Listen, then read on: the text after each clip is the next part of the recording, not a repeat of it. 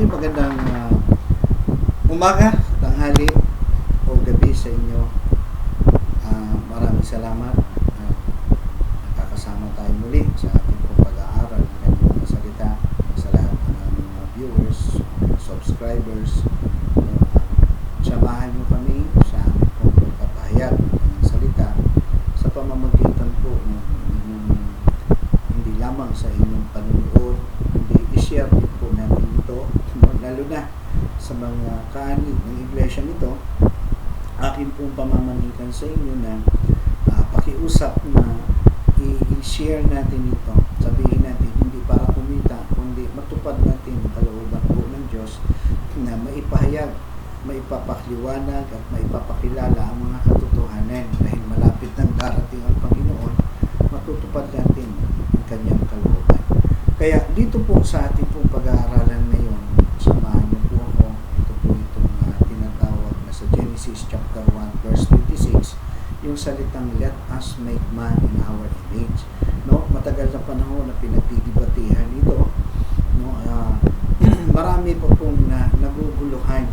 Ngayon samahan niyo ako sa inyong pakikinig, no, para maintindihan natin ito. Wala po akong ituturo na anuman, kundi lahat po ito ay mababasa natin sa banal na kasulatan. Dahil mahirap po kung magkwento lang mga kapatid ang isang mga ngaral na wala siyang patunay na ayon sa sinasabi ng Biblia. Kasi pag sinabi pong katotohanan, dapat nandun po sa Bible ang iyong binabasa. Kaya tingnan natin maigi, samahan niyo po ako. Dahil pag sinabi natin magbibigay tayo ng aral, kailangan meron po tayong basihan na sinasabi po ng Bible. Unang-una, pag sinabing nangangaral, ulitin ko, hindi ko po ito ituturo para tuligsain ang marami. Kung makapagbanggit man ako na yung mga pangalan, ito'y kailangan dahil dapat na tayo magkaisa. Kung tayo mangangaral, ang ituro natin katotohanan. Kasi pagkasinungalingan, pandaraya yan, dinadaya natin ang ating mga followers sa ating mga church, no, sa mga iglesia ng mga pinamumunuan natin, pati ang mga taong makikinig. Ito po'y napakahalaga dahil ito po'y mapapanood, no, hanggang sa lahat ng panig ng mundo ito. Dahil kapag nakita nila, may mapapanood nila, maririnig nila, kahiya-hiya sa harapan ng Diyos at sa mga taong nakikinig na may mga alam din sa Bible na ang iyong itinuturo ay hindi na talaga mula sa Bible, sarili mo na. At yan po ay meron tayong malaking pananagutan sa Diyos. Kaya nga sa ating pong pag-aaral, isang bagay ito na makakatulong na maipahayag natin ang katotohanan. Malaking tulong po ito sa pagharap natin sa problema na kinakaharap natin ng COVID-19 at sa may mga salot pa. Biblical, sinasabi ng Bible na meron pa nakalagpas na ang isang salot, meron pang dalawang susunod. Ayun po sinasabi sa Revelation chapter 9 verse 12. Kaya dito sa ating pangangaral, ito po, pakinggan nyo po ang sabi po ng John chapter 7 verse 17 to 18, matatalos ng sino mang ibig tumupad ng kalooban ng Diyos kung ang itinuturo ko ay mula sa Diyos. O nagsalita lamang ako, nagsagana ng aking sarili. No, huwag yung aking sarili. Yun po yung salita ng Diyos. Ang nagsalita dito, ang Panginoong Jesucristo. At this time mga kapatid, hindi pa po naganap ang pagkamatay, paglilibing at muling pagkabuhay. Hindi siya pwedeng makilala at magpakilala dahil wala pong papatay sa kanya. 1 Corinthians chapter 2 verse 7 and 8. Kaya siya nagsasalita bilang tao. Kaya nga ito ang dahilan kung bakit ako ipinanganak. John chapter 18, 36 to 37. At naparito sa sanlibutan upang magsalita tungkol sa katotohanan. Kaya nakikinig sa aking tinig ang sino mang nasa katotohanan. Kaya nga, ang kanyang pagsasalita para ipahayag kung ano yung katotohanan bilang tao. Set as a perfect example. Kaya kung tayo man ay talagang naniniwala na isa ka sa pinili ng Diyos, pinili ng Panginoon para tagapangaral. Sabi nga sa aklat ng 2 Corinthians 5:20, we are the ambassador for Christ, tagapagsalita sa Panginoon. Kaya nga ayusin natin, bigyan natin ito ng matibay na pundasyon at matibay na saligan na ayon sa sinasabi ng Bible. Ang sabi sa verse 18, ang nagsasalita ng saganang sa kanyang sarili ay naghahangad na parangalan siya, ngunit at tapat at matuwid ang sino mang naghahangad na parangalan ang nagsugo sa kanya. Kaya kung meron mang dapat parangalan, hindi ho tayo mga mangangaral, tagapagsalita lang tayo, ngunit ang itataas natin at ipapakilala natin ay kung sino yung Diyos na nagsugo sa atin. Kung talagang iniisip natin mga ngaral na tayo po ay sinugo ng Diyos, abay ang ituro mo kung ano ang sinabi ng Diyos, hindi po yung sarili natin. Pakinggan natin ito. Ayon din sa aklat ng Colossians chapter 2 verse 8, mag-ingat kayo upang hindi mabihag ninuman sa pamamagitan ng walang kabuluhan at mandarayang aral at hindi nasasali kay Kristo, kundi sa sabi-sabi ng matatanda at sa mga tuntunin ng sanlibutan. Hindi po pwede mga kapatid, kasi sabi ng lolo ko, sabi ng lola ko, sabi ng lolo kong pastor, sabi ng lolo mong pastor, papaano kung ang sinabi ni lolo mo, ni lola mo, abay hindi naman mula sa Bible, ay kasi nungalingan yan. Tulad po na nagsabi sa akin, pastor, talagang, talagang kinausap ako ng Diyos sa panaginip. O anong sinabi ng Diyos? Nagpakita pa sila sa akin. No, o bakit sila? Nagpakita sa akin ng Panginoong Jesucristo, mahaba ang buhok. Ay sabi ko, ingatan mo yan. Dahil sabi po ng Bible, 1 Corinthians chapter 11, verse 14, kahiya-hiya sa isang lalaki ang magpahaba ng buhok. Ay yung Jesus na atin pong nakikita, ayon sa litrato na nakabista natin, mahaba buhok, gwapo, sa Bible po, wala siyang katangian o kagandahang nakakatawag pansin sa tao. Kaya huwag yung pong mga sabi-sabi ng matatanda. Tiyakin mo na mula sa Biblia ang iyong sinasabi. Dahil nung unang panahon, sa panahon pa lang ng mga apostoles, ang mga Kristiyano, abisigurista sila sa kanilang pakikinig. Sabi ng Acts 17:11, mas mabuting kausapin ng mga Hudyo roon kaysa mga taga-Tesalonika. Willing-willing sila sa pakikinig sa pangangaral ni Pablo at sinasaliksik nila araw-araw ang kasulatan upang tingnan kung totoo ang mga sinasabi niya. Ay hindi po pwedeng mga kapatid, kasi sabi ng pastor namin tama po sinabi ng pastor, yung kailan saliksikin mo raw araw at gabi ang Biblia o ang kasulatan upang tingnan kung totoo ang sinasabi niya. Marami pa tayong pag-uusapan dito kasi marami po akong pastor. Ito ang sabi ng pastor, kaya kinuri ko siya. Paano ito ang sinabi ng Bible? Kaya iyon, ang Diyos mismo nag-utos, no? Sabi po ng Acts 17, binabasa nila araw-araw ang kasulatan upang tingnan kung totoo yung sinasabi ng nangangaral. Dahil sabi ng Panginoon sa Old Testament, sa aklat ng Ezekiel chapter 13, verse 1 and 2, sinabi sa akin ni Yahweh, tao, magpayag ka sa mga propeta sa Israel, sapagkat ang ipinapahayag nila sa mga tao ay sarili na nilang isipan at hindi mula sa akin. Sabihin mo silang makinig sa salita ng Diyos. Ay, mayroong isang nangangaral, halika anak, lalangin natin ang mundo. Ay, meron po ba kayo maipakitang verse sa Bible? No? Dalawa o tatlo halika anak. Abay talagang, nung una, kung naniniwala kang Diyos Jesus at Diyos yung Ama, halika anak, abay ibig bang sabihin, dalawa ang Diyos at the time? Dalawa ang Diyos na lumalang ng langit? Magkakaroon tayo ng problema. Kaingatan natin ito dahil ang karugtong po dito, dahil sabi po ng Matthew 7, hindi lahat ng tumawag sa akin, Panginoon, Panginoon, papasok sa kaharian ng langit, kundi yun lamang sumunod sa kalooban ng aking Amang nasa langit. Pagdating ng huling araw, marami ang magsasabi sa akin, Panginoon, nangaral po kami, nagpalayas po kami ng mga demonyo, at gumagawa ng kababalaghan sa iyong pangalan. At sasabihin ko sa kanila, kailanman hindi ko kayo nakikilala. Lumayo kayo sa akin, mapagawa ng masama. Ay hindi lang po ang mga leader ng church ang mamumroblema dito, mapaparusahan. Dahil sinabi ng Ezekiel chapter 14, verse 9 to 11, ang isang propeta na nagpahayag ng mali, parurusahan ko siya at ang sumasangguni sa kanya.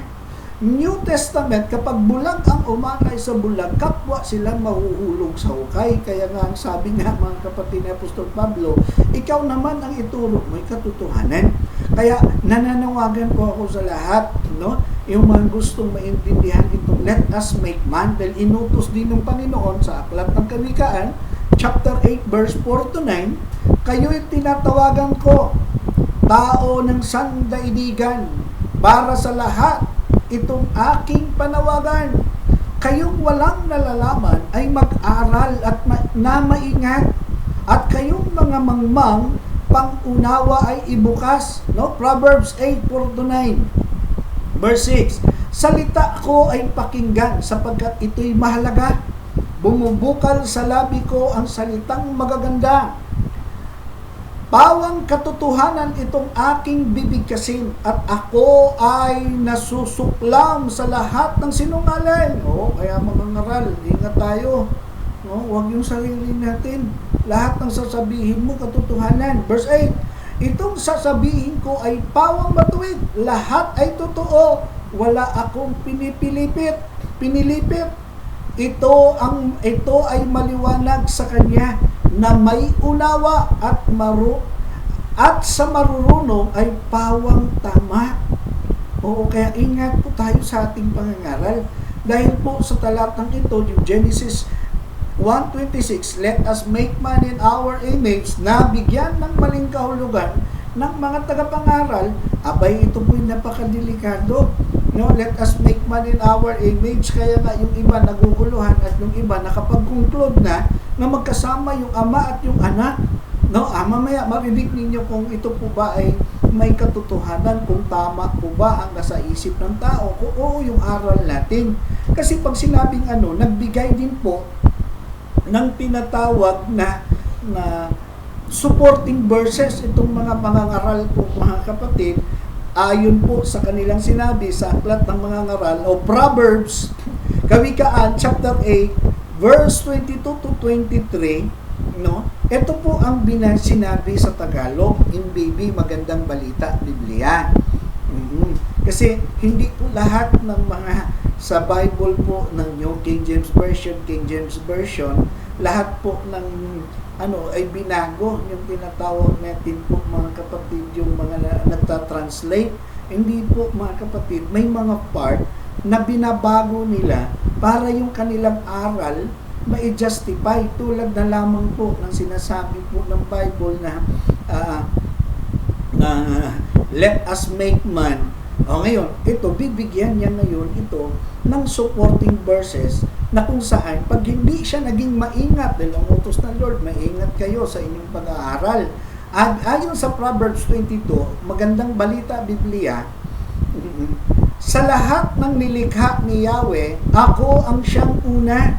Noong una pang panahon, ako ay nalikha na. Kaya pag sinabi mong nalikha, creation, created, kini-create, sabi po niya mga kapatid sa NBB, sa lahat ng nilikha ni Yahweh, ako ang siyang una. Noong una pang panahon, ako ay nalikha na. Mga kapatid, basahin ko dito po sa New King James Version. English lang po yung aking New King James. Basahin ko po kung nilikha po, created, I am, na-create na siya. 22, the Lord possessed me at the beginning of His way before His work of old. I have been established from everlasting, from the beginning, before there was heaven and earth. Abay, sinabing possess, hindi po sinabing created. Kasi nilikha, abay, kinreate yun. Possess. Kaya lang, the translator supplied a word to the sentence para ma-justify yung kanyang pangangaral na nagkasama ang ama at ang anak. Iba po yung possess. Hinirang na ako, pinili na ako.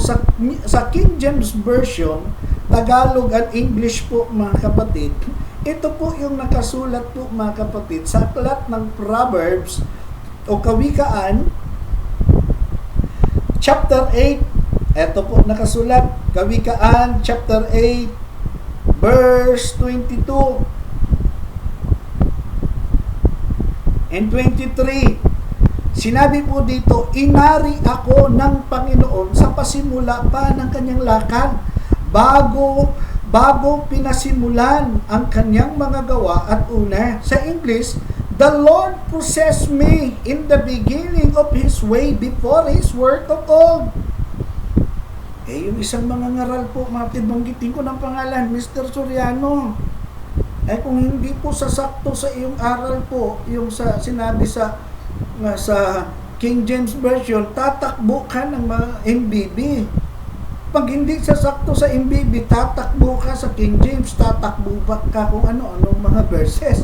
Sabi ng Bible sa King James Version, the Lord possessed me in the beginning of His way before His work of old.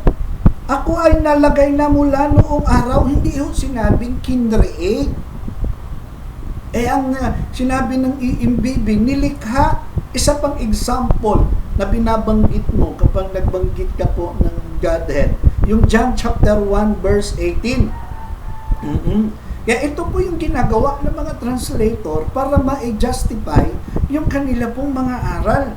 John chapter 1 verse 18. Ito, pakinggan po ninyo lahat po ng mga nakikinig. Ito sabi, John chapter 1 verse 18, ito po ang sinabi, walang taong nakakakita kailanman sa Diyos. Ang bugtong na anak na nasa sinapupunan ng Ama.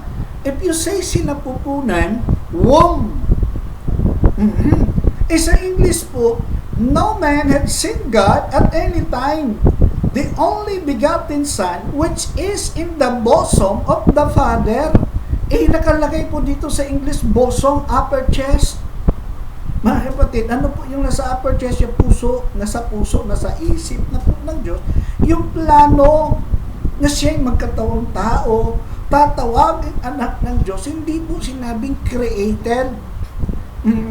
No man has seen God at any time. The only begotten Son, which is in the bosom of the Father. Bosom is sinapupunan. Bosom is upper chest. Sinapupunan, womb. Kaya yung mga translator, i-justify nila para po yung kanilang sabi nga ng readers of the King James Version, the translator supplied a word to the sentence to make it clearer. Clearer saan? Sa kanilang doktrina. Kasi nga, yung let us make man, talagang antindi nga naman, let us make man, dalawa pala ang Diyos, mamaya pakinggan lang natin ito, maigi. Kaya nga kailangan kung tayo po ay magkamit ng kaalaman talaga at karunungan, agawin natin ang karunungan kundi ang Panginoong Jesucristo. Sabi na 1 Corinthians chapter 1 verse 24, subalit sa mga tinawag ng Diyos, maging Hudyo at Griego, si Kristo ang kapangyarihan at karunungan ng Diyos. Kaya nga, apart from me, you can do nothing, sabi ng Panginoon. Para talaga siya, mga kapatid, para ang isang mga ngaral, ang isang tao makakuha ng lubos na pagkaunawa, kailangan makapanahan sa iyong Panginoon, yung hiwaga. No, apart from me, you can do nothing. Kaya kung kayo'y nahugasan ng dugo ng Panginoon sa pamagitan ng bautismo sa pangalan ni Jesus, tatalakayin ko rin yun. Dahil sabi mo, Mr. Soriano, kung akong magbaptize sa iyo, bautismohan kita sa ngalan ng Ama at ng Anak, na magbigay ka ng talata na merong isang nabautismohan sa ngalan ng Ama, ng Anak. Sa Bible po, lahat nabautismohan sa pangalan ni Jesus. Sinasabi mo, sino ba ang dapat nating sundin? Si Jesus o ang mga apostoles? Ang sagot ko sa iyo, ano ang ipinangaral ng mga apostoles? Nabautismo. Sa anong pangalan? Sa pangalan ni Jesus. Ibig sabihin, mali ang mga apostoles. Tama ka? Intindihin natin yan. Darating din tayo dyan. Siguro sa ibang Ngayon, sabi, 1 Corinthians 1:24, subalit sa mga tinawag ng Diyos, maging Hudyo at Griego, si Kristo ang kapangyarihan at karunungan ng Diyos. Ano sabi po ng Ephesians? At ang dapat makita sa inyo ay ang bagong pagkatao na nilikhang kalarawan ng Diyos, kalarawan ng kanyang katuwiran at kabanalan. Let us make man in our image, Abay talaga, nung kanyang pagiging tao, kinreate din niya ang mga pinili niya, hinirang niya, na maging kalarawan ng kanyang kabanalan. Kasi hindi mo makikita ang Diyos kung hindi ka rin mamumuhay sa kabanalan. Kaya nga, yung let us, unti-untiin natin, lilinawin po natin ito maigi.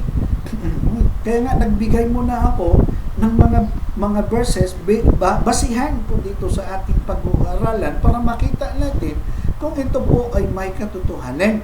Ayon sa aklat ng Colossians, chapter 1, verse 27 to 28, inibig ng Diyos na inyahayag sa lahat ng tao ang dakila at kamanghamanghang hiwagang ito. Ito ang hiwaga, sumayo si Kristo, at dahil dito magkaroon kayo ng pag-asang makapiling ng Diyos doon sa kaluwalhatian. Kasi kung hindi siya mananahan sa iyo, sabi nga 1 Corinthians chapter 2, the mind of Christ is in us. Kaya kailangan po mga kapatid, yung understanding natin, yung karunungan ng Panginoon talaga, ang Diyos. Kaya pag sinabi pong karunungan ng Diyos, sino ba yung Diyos?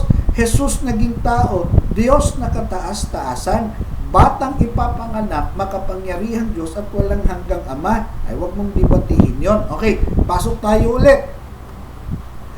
Verse 28, iyan ang dahilan kung bakit namin ipinangaral si Kristo, pinaalalahanan namin ang lahat, at buong linaw na tinuturuan ayon sa aming makakaya, upang maiharap namin sa Diyos ang bawat isa sakdal at walang kapintasan dahil sa pakikipag-isa kay Kristo.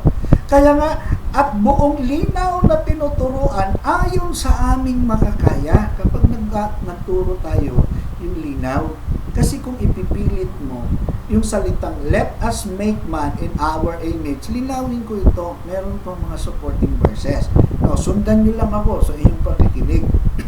Kaya kung ang pagkakaunawa mo na let us make man in our image, na magkasama yung Ama at Anak, una, abay dalawa pala ang Diyos at that time. Ngayon, at that time, dalawa ang Creator. Ano yun? Paano mo maidudugto ngayon yung let us make man in our image sa iyong pagkakaunawa, paliwanag, dito sa aklat ng Isaiah 44:24. Ano ba nakasulat? Akong si Yahweh na inyong tagapagligtas ang lumikha sa iyo. Ako ang lumikha ng lahat ng bagay. Ako lamang mag-isa ang nagladlad nitong kalangitan at nag-iisang lumikha ng sanlibutan. Ang linaw naman ang sinabi ng Bible, ako lamang mag-isa. I alone. Ako lamang mag-isa. Papaano ngayon natin maidudugtong yung let us make man? Ngayon kung akin munang uunahin ito, ngayong akong si Yahweh, ako ang Diyos na inyong tagapagligtas, ang lumikha sa iyo, ako ang lumikha ng lahat ng bagay, ako lamang mag-isa ang nagladlad nitong kalangitan at nag-iisa ring lumikha ng sanlibutan. Paano yung let us? Nga sabi mo, Mr. Soriano, o sa ibang mga pastor, hindi ko kayo kilala. Ang kilala ko na nagtuturo, si Mr. Soriano Nabay, halika anak, lalangin natin ang mundo. Kaya meron siyang kadebate, nabanggit ko na ito sa ibang mga na ano ba talaga, binasahan mo ng Isaiah 44:24, ako lamang isa. Ano ba talaga aral mo? Ako lamang mag-isa? Nung nakaraang linggo, sabi mo, halika anak, lalangin natin ang mundo. Tapos basahan mo ako ng Isaiah 44:24. Ulitin ko, ano sinagot mo? Tanga ka pala Nung lalangin ng Ama ang mundo, nanood si Jesus. Paano mo masabing nanood si Jesus na meron akong mababasa na ang Panginoong Jesucristo ang lumalang ng lahat ng bagay? Then ako at ang Ama ay iisa, at yung batang ipapanganak, makapangyarihan Diyos at walang hanggang Ama. Alam niyo po, sabi nga ng aklat ng Revelation chapter 1 verse 17 to 18, sabi po ng kapatid, sabi ni Juan sa verse 18, pagkakita ko sa kanya, para akong patay na nalugmok sa paanan niya. Ngunit ipinato niya sa akin ang kanyang kanang kamay at sinabi, sabi ng Panginoong Hesus, huwag kang matakot, ako ang simula at ang wakas at ang nabubuhay. Ano sabi? Ako ang simula at ang wakas. At ang nabubuhay, namatay ako. Hindi po dalawa nagsalita dito. Sinabi ng Panginoong Jesucristo, ako ang simula at ang wakas. Sinabi po ng aklat ng Isaiah chapter 44 verse 12, ako ang simula at ang wakas. Yung nag-iisang Diyos din yun. Ulitin ko. At ang nabubuhay, namatay ako. Verse 18, ngunit masdan mo ako'y buhay ngayon at manatiling buhay magpakailanman. Namatay ako ang simula at ang wakas, sabi ng Panginoong Jesucristo. At ang nabubuhay, namatay ako. Kaya nga nabubuhay eh. Bakit namatay? Sino yung namatay? Si Jesus na nabubuhay. Sino yung nabubuhay na namatay? Si Jesus pa rin. Kahit nabalik-baliktarin ko pa rin yan. Ang sabi, ako'y buhay ngayon at manatiling buhay magpakailanman. Sino yung nabubuhay magpakailanman? Si Jesus. Anong sabi ng Revelation chapter 4? Verse 9 to 11, at habang umaawit sila ng papuri, parangal at pasasalamat sa nakaluklok sa trono, ang nabubuhay magpakailanman. Yung nakaupo sa trono, ang nabubuhay magpakailanman. Verse 10, ang 24 na matatanda na may nagpatira pa sa harap ng trono at sinamba ang nakaluklok doon, ang nabubuhay magpakailanman. Inulit, ang nabubuhay magpakailanman. Ano sabi? Inaalay nila ang kanilang korona sa harap ng trono at sinasabing, aming Panginoon at Diyos. Sabi nila sa Panginoong Hesus, aming Panginoon at Diyos, karapat-dapat kang tumanggap ng papuri, paggalang at kapangyarihan sapagkat ikaw ang lumalang sa lahat ng bagay at ayon sa iyong kagustuhan. Sila'y nilalang mo at pinanatili. Sabi si Jesus ang lumalang ng lahat ng bagay eh. Bakit? Yung Diyos na ating Ama, yun yung bata na ipapanganak. No, makapangyarihang Diyos at walang Ama. 2 John 1:7, Jesus naging tao, Diyos na kataas-taasan.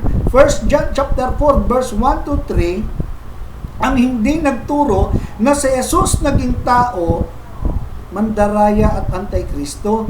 Romans 9:5, Jesus naging tao, Diyos na kataas-taasan na pinapupurihan magpakailanman. Kung yung Jesus naging tao, Diyos na kataas-taasan na pinapupurihan magpakailanman, makahanap ka pa ba ng ibang Diyos? Ay, ingat kayo, kasi pati member ninyo, pati daw po yung mga sumasangguni sa nagtuturo ng mali, abay, kasama sa parurusahan ng Diyos. Ay, ingat po kayong mga ngaral. Oo, kayong mga member, ingat kayo. Ang sabi po ng Bible,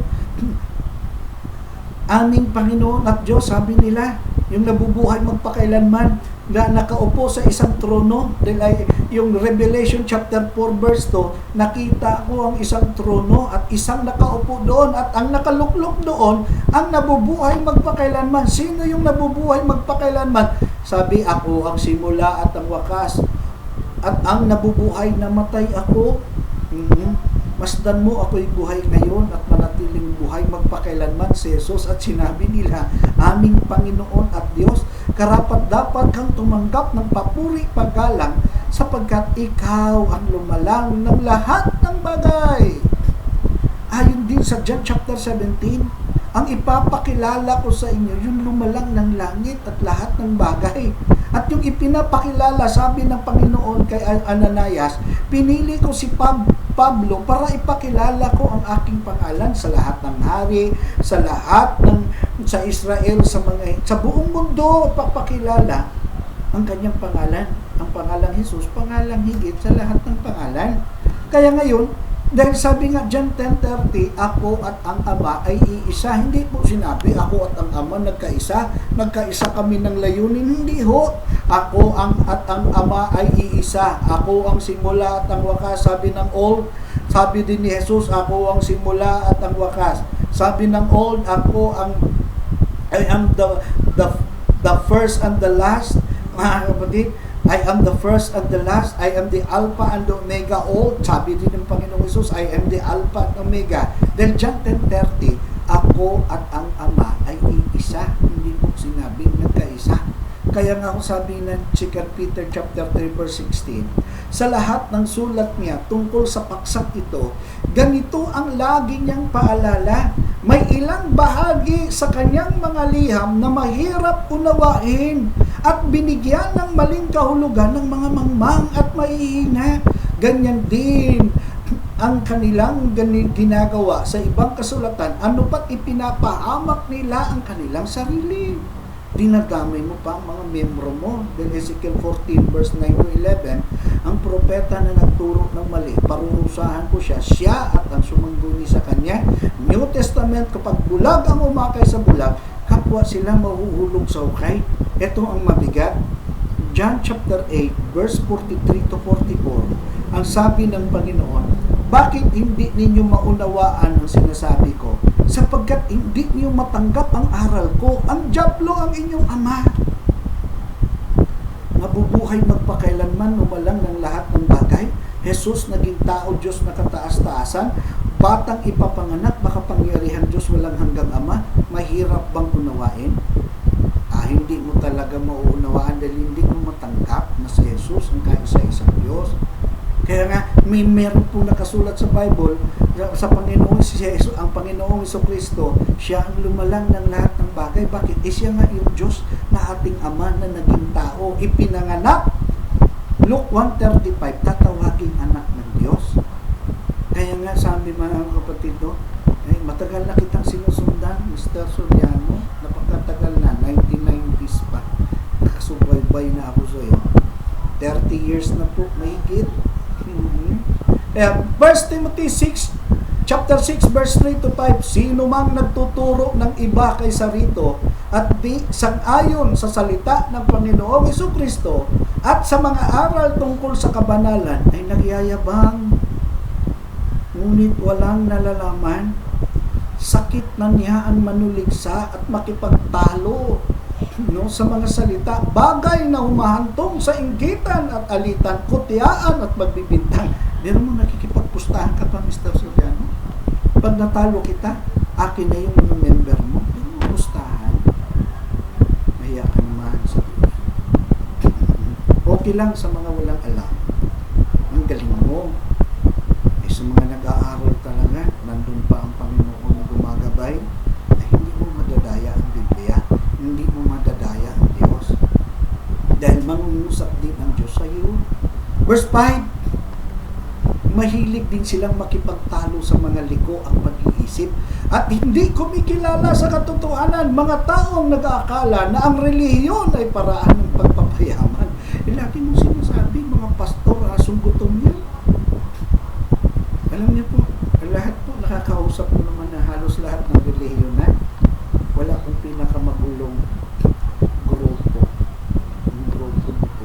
Grabe, doon ako parang nasasaktan talaga yung daming ko dahil nung sinabi ko, sige, God bless po sa inyo, mauna lang kami, ang sabi ng mga member mo dito sa aming lugar. Walang God bless, lumayas ka na. Grabe, napakabastos ng grupo. Hindi ka naman pwedeng debatihin dyan sa programa mo dahil sasagutin mo lang naman hindi naman dito debate. Kaya ang tingin mo naman magsalita. Grabe, ang dami. Sundan nyo lang yung mga ninyo. Okay, huwag na tayong lalayo. Liliwanagin natin. Ngayon pag sinabing let us make man, hindi po sinabing definitely dalawa lang. Dahil pag sinabing let us, more than one. No, pwedeng dalawa, pwedeng tatlo, pwedeng 10, pwedeng 100, pwedeng 1,000. Let us. Ngayon, ang tanong, sino ba ang kasama ng Diyos nung lalangin niya ang mundo? Job 38, verse 2 to 7. Ito sinabi ng Diyos kay Job, sino kang mag-aalinlangan sa aking kaalaman? Job 38, verse 2 to 7. Lalo lamang lumilitaw ang iyong kamangmangan. Tumindig ka riyan at magpakalalaki. Tanong ko ay sagutin. Ikaw ay magsabi, ikaw ba ay tao nang gawin ko ang mundo? Creation po ito. Sinabi ng Diyos kay Job, ikaw ba ay tao nang gawin ko ang mundo? Kung may nalalaman ka, lahat ay sabihin mo. Sino ang nagpasya tungkol sa lawak nito? Sino ang sumukat? Iyan ay hindi kaila sa iyo. Sino ang may hawak ng pundasyon ng mundo? Sino ang naglagay ng mga panulukang bato? Noon ay umawit ang mga tala sa umaga at ang mga anghel ay nagdiwang at nagsaya. Let us make man. Sino kausap niya? Noon ang mga anghel nagdiwang at nagsaya. Dahil bago lalangin ang mundo, lahat ng bagay sa mundo, pati ang tao, kasama na ng Diyos ang mga anghel sa kalangitan. Huwag mong ipipilit. No mga pastor na nagpupumilit, kaya nga iba yung ama, iba yung anak. Let us make man. Ang inyong interpretation mga pastor, kasama ng ama yung anak, ay hindi po. Ako lamang mag-isa, sabi ng Diyos. At sino yung Diyos? Ang batang ipapanganak, makapangyarihang Diyos, walang hanggang ama. May mababasa din na si Jesus ang lumalang ng lahat ng bagay, namatay at nabubuhay at mananatiling buhay magpakailanman. Sabi ng Panginoon, namatay ako, ngunit masdan mo ako'y buhay ngayon at manatiling buhay magpakailanman. Sino? Verse 5 ng ulitin ko po.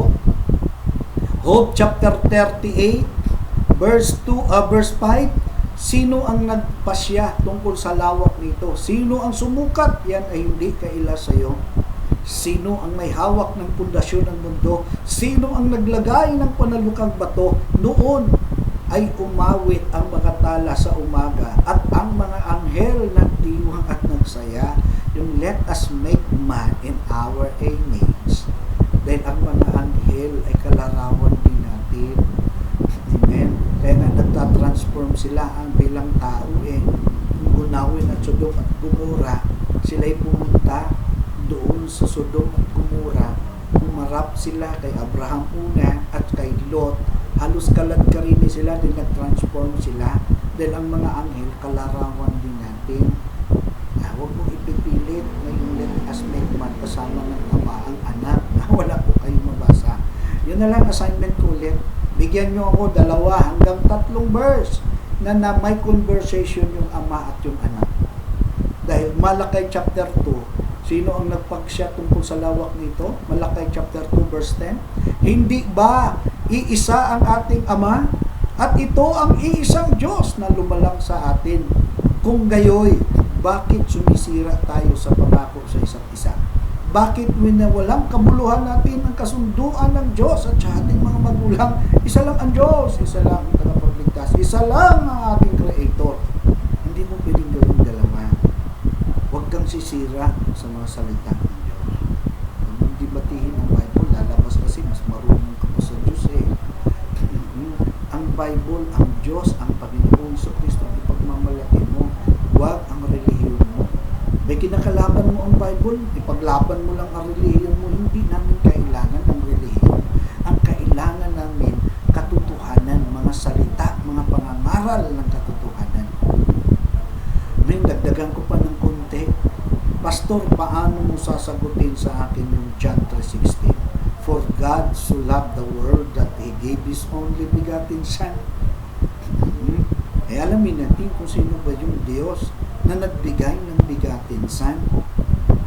Para mas maliwanagan pa natin, John 3:16 ulit, for God so loved the world that He gave His only begotten Son.